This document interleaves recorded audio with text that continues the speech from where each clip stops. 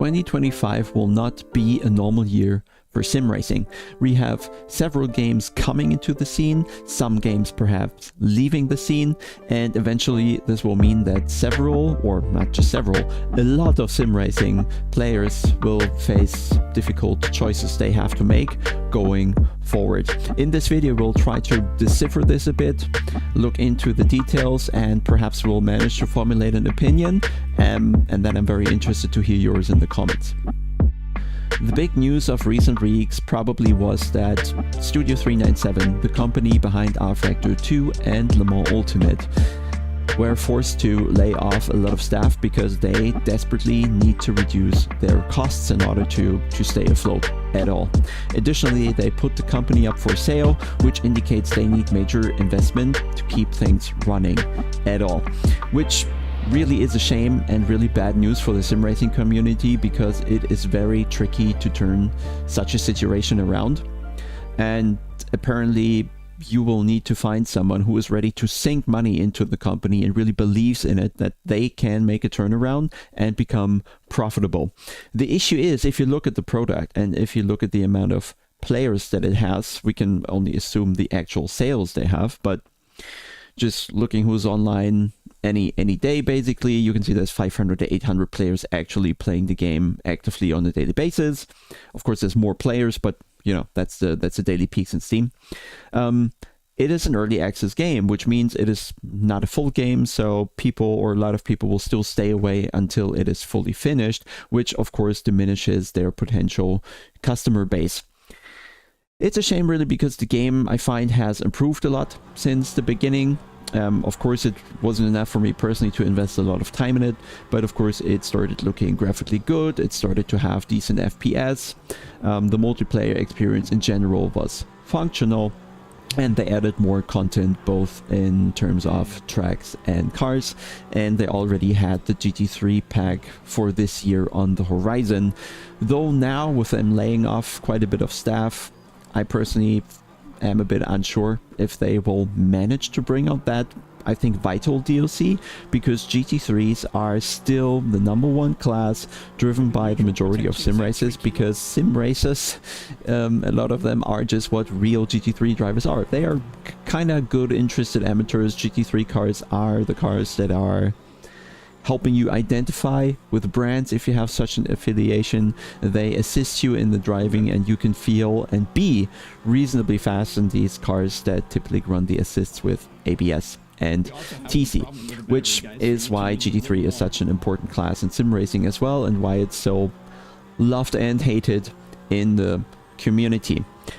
Though now it looks very dire, that situation. I'm not sure that DLC is ever going to come, and if it comes, it might arrive a tiny bit too late to add to the bank accounts of Studio 397 at the end of the day. And also, additionally, not just that it might come later now with less staff working on it, additionally, people might just shy away from buying that DLC with the news of the company indicating that they're not in a healthier state, and maybe people don't want to sink money in something that perhaps they won't play for long. Which, in the end, for us, for this video, means Le Mans Ultimate and rFactor 2 might actually kind of disappear from the sim racing scene. Maybe this year already, maybe in 2025, maybe it lasts another year, but it's certainly going to affect the sim racing community in 2025. I'm not sure how to carry over to the next topic, but they are intertwined. A lot of people that played ACC so far, and also with AC Evo on the horizon, and ACC not receiving much development or any at all, we don't really know, is that people were already eyeing different simulations that they were going to play from 2025 or a little later onwards, when the game they were currently on, which is ACC, is kind of not dying is the wrong word, but phasing out. And Le Mans Ultimate was one of these candidates, and now with Le Mans Ultimate gone, ACC players also face a difficult choice, so let's get into that. Here I think we have to start a tiny bit with the history of ACC and AC as well. And that means looking back just before the COVID-19 pandemic hit the world. ACC was averaging 1,000 players a day pretty much end of 2019, and the old AC at that time had 4,000 to 5,000 daily players, where it was already kind of a dated game, being 5 years old. But in 2022, these numbers have increased massively mainly due to the pandemic. This is where it all picked up massively, and you can see this on the Steam stats.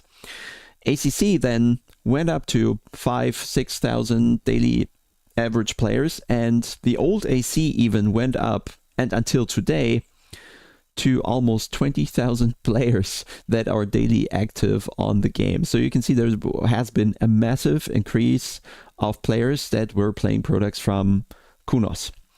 And in ACC terms, this kind of plateaued a little since 2022. You could see the kind of the peaks when the patches came, they kept increasing, but the kind of the average player base on a daily basis since 2022 didn't really grow much. So it seemed like players were leaving, players were coming, but in total the numbers pretty much stayed the same, signaling that the growth of ACC has kind of already hit a ceiling there. And now we face that situation that we have Assetto Corsa Evo on the horizon, and we had the trailer just last week where everybody kind of got a first glimpse of what the game might feature. Though it seems like it left more open questions than it really answered questions. It seems to have a bit of everything. There was some race cars shown, there were rain was shown, there were road cars shown, apparently public roads were shown. So until now, people can't really make up their mind of what Assetto Corsa Evo might be, and nobody can yet kind of commit to deciding they will definitely play this game, because they don't know if what they were playing is going to be possible in this game, especially early on in the early access phase where Assetto Corsa Evo is going to launch in. We also have to make a bit of a separation between the Assetto Corsa people and the ACC people, who I think in nature are very different in terms of what they're looking to play. Assetto Corsa are the crowd that kind of wants a cheap game, probably not has the most expensive hardware, and they are more into, well, screwing about than actually racing. They're probably more on traffic servers, they are going to be more on public roads, they like the modding, they want to drive every other car that you can imagine and do drifting or whatever, right? We know. In ACC though, the mostly active players, or at least what appears to me the active user base, is in that game with a competitive mindset and with multiplayer in mind. So they are mainly driving this online, and they are investing a lot of time into it. They are competitive, they are trying to become better, which also kind of shaped the entire ecosystem around ACC, which has several offerings of coachings, has offerings of setups, has offerings of data, where I also play a role. And all this kind of shaped around that game, staying there, getting improvements, being played by a reasonable amount of players. And now with Assetto Corsa Evo, I think the ACC base faces a bit of a challenge, as everybody kind of expects that ACC is not going to receive a lot of attention from Kunos, simply because they are focusing on getting AC Evo out there, going through the early access phase, and eventually delivering a polished and complete product. So ACC is kind of left hanging in the state that it is, and you can have different opinions about that, of course. Generally, it's a well-functioning game. All the issues, all the mechanics in the game, they are kind of known, and at the end of the day, you can decide that whether or not this product as a whole is good for you, is what you want to do, or whether or not that product is not good enough for you and you're seeking something else. The other problem that ACC has is that over time now, pretty much everybody has driven every possible combination in that game, because there are only so many GT3 cars, there are only so many tracks in the game.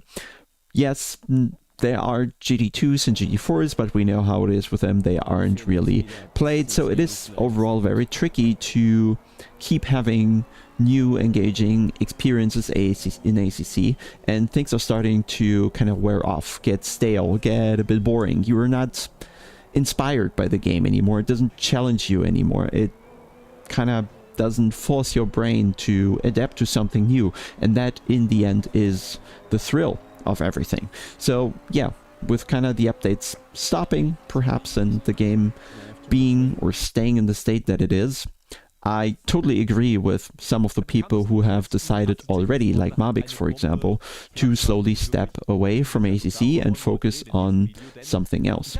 The problem is, what is that something else? And I think now you're starting to see the problem if you haven't already. ACC might be in a state where players are getting slightly bored and are starting to look for something else. Assetto Corsa Evo does not look to be ready, at least in the early stages, to replace ACC. So if you were a competitive GT3 driver and you want to just do that with better physics and better graphics, then yes, AC Evo is a candidate in the future probably. But in the beginning, at least with what was shown in the trailer, there's no indication that you could just seamlessly carry over to AC Evo and keep doing what you did, which creates a bit of a dead time frame until AC Evo is kind of the finished game that people need to continue what they did on ACC, which made people look out for other games. And one of the natural candidates in that was LMU. Though, at the start of the video, I explained to you, while LMU might not be on the cards at all, because that game might simply disappear and everything is a bit in jeopardy with that. And I fear more than just the issues they face on the balance sheet, the issue they are going to face now is trust with the user base. So it will be ever more difficult for them to make sales. So again, LMU probably not an actual long-term option for anybody trying to switch from ACC, which leaves only 2 more candidates, if you ask me. And I'm not going to even talk about Race Room, because for me, Race Room is already outdated since several years, and yes, it received a graphics patch, but it's just highly unlikely that a game that has been there for such a long time and didn't manage to attract players suddenly does so, because nothing fundamentally in the game has changed. I doubt it was the graphics that held people away from Race Room. It must have been something else, and whatever that something else is, it's still there, so also Race Room is not going to play that role.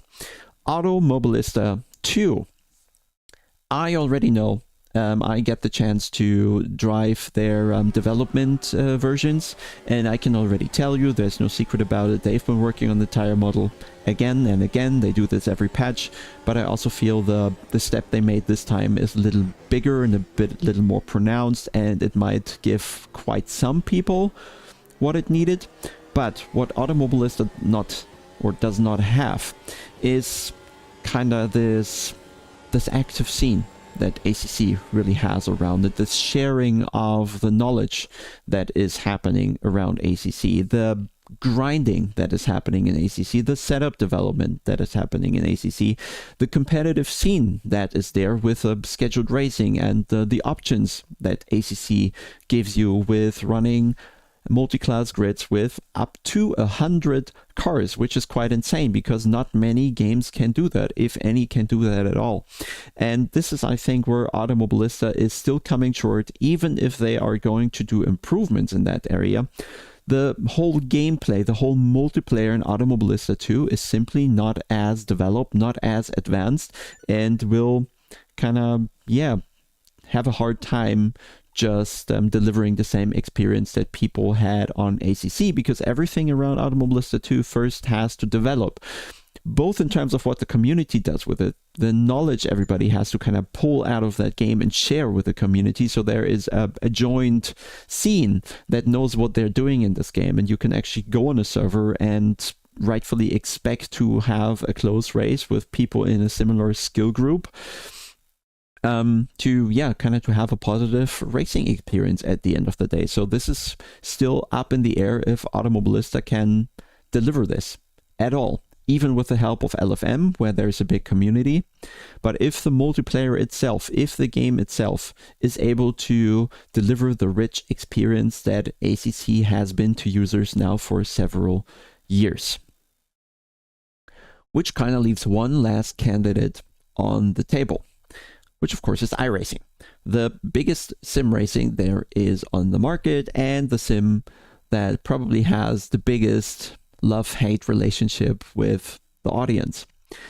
I recently also played it a bit again, just to get an idea how it has developed pretty much since the last time I actively played it, really, which was in 2020. So 4 years on, I wanted to know, did some of the things that I always found annoying have actually changed? How ready is iRacing to pick up the pieces that potentially are going to be out there in the sim racing community in 2025 or 6, who knows? And my personal opinion is that you can have a great racing experience on iRacing, meaning you have the multiplayer, you at any point of the day you can probably just start it up, find a lobby with enough people to fill the grid, and you can always follow your passion, which is sim racing. The other big factor though in iRacing is, and always was, and for me it doesn't appear like that's going to change soon, is that the driving in that simulation is fundamentally different from all the other simulations. It is much less forgiving, it is much more sensitive, it is much more expensive, which I guess would be okay for the amount of time we really spent sim racing. So for me personally, at least, the money is not the main factor, but the driving is. And yesterday I happened to drive the Porsche Cup, and I just have to say it like it is. It was a horrible experience, full stop. The force feedback was bad. The behavior of the car was tricky to understand, at least. The load sensitivity of the tires is weird, and the temperature sensitivity of the tires is even weirder. And I'll not touch that car again until it receives a major update.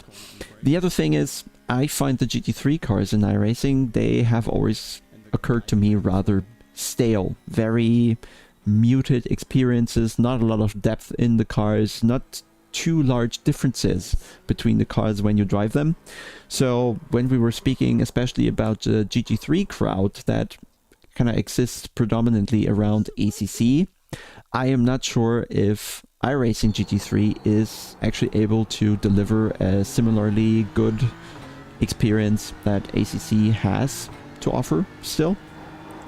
And I'm just unsure how everything is going to unfold, if iRacing is ready to pick up the pieces of all the people that will be somewhat stranded out there in the next year, where we are not going to have LMU, where we will have an ACC in limbo, where we will have an AC Evo that is unfinished, and where we will have an Automobilista which will offer a good driving experience, but where I struggle to see how the multiplayer is going to develop and how it's going to kind of drag the people in and build that community that ACC has currently.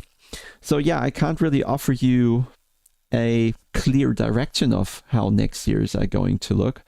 All I can offer you is that or encourage you to think about what you would like to see, what you'd like to do, what your personal thoughts are, especially when you're an ACC player. What are you going to do in the situation that is ahead of us? And I'm pretty certain that that situation is going to arrive sooner or later. Again, ACC will still be there, but we don't know how the community is going to handle the excitement of playing the new game Evo versus being stuck on old ACC with older physics, with some issues that couldn't ever be eradicated in ACC, and players who want to move on. Players who are ready to move on, but there's nothing out there that is ready to pick up these players. So I'm really curious, I'm really interested what your choice might be, what your thoughts are. You don't have to make the choice right now, you can still observe everything like I'm going to do. But I think this is something that we should talk about, which we're doing now. So I want to hear from you in the comments. Let's keep this discussion going. Maybe something will grow from it, where we can formulate, even as a community, a demand towards the sim developers and say, hey guys, there's a void here. Can you fill it? This is what we need. And with that, I'm going to leave you into the rest of the week. And again, let me know. Subscribe to the channel if you want to hear more. And then we'll see you in the next stream or video. Bye.